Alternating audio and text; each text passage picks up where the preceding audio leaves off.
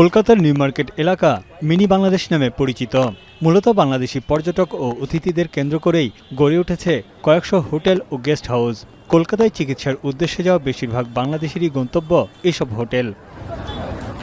কলকাতার বেশ কয়েকটি বাণিজ্যিক এলাকায় সড়কের পাশে এক একটি বহুতল ভবনে গড়ে উঠেছে একাধিক হোটেল। প্রায় প্রতিটি তলায় নামে বেনামে চলছে বিভিন্ন হোটেল ও গেস্ট হাউসের কার্যক্রম। ঘিঞ্জি ও অনিরাপদ পরিবেশে বছরের পর বছর ধরে চলছে এসব হোটেলের কার্যক্রম। বেশিরভাগ হোটেলের প্রবেশ ও বের হওয়ার পথ সংকীর্ণ, নেই পর্যাপ্ত অগ্নি নির্বাপন ব্যবস্থা। অগ্নিকাণ্ড বা কোনো ধরনের দুর্ঘটনা ঘটলে নিরাপদে ভবনগুলোর ভেতর থেকে বের হওয়া মুশকিল হয়ে দাঁড়ায়। অভিযোগ রয়েছে, অনেক হোটেলের রুমের সংখ্যা বাড়াতে পিলার কেটে জায়গা বাড়ানোয় দুর্বল হয়ে পড়েছে বহু ভবন।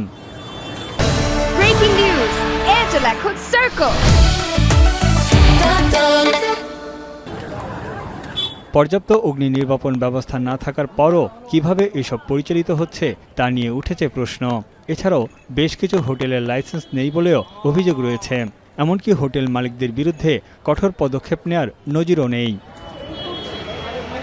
এর আগে গেল সোমবার রাজ্যের বীরভূম জেলার তারাপীঠের কাছে একটি হোটেলে আরও একটি অগ্নিকাণ্ডে মারা যান অন্তত ৮ জন। এর রেশ না কাটতেই এবার মির্জা গালিব স্ট্রিটের আবাসিক হোটেলে ভয়াবহ আগুনে প্রাণ গেল বেশ কয়েকজন বাংলাদেশির। 2 দিনের ব্যবধানে দুটি দুর্ঘটনা পশ্চিমবঙ্গের আবাসিক হোটেলের অগ্নি নিরাপত্তা ব্যবস্থাকে প্রশ্নের মুখে দাঁড় করিয়েছে বলে মনে করেন সংশ্লিষ্টরা।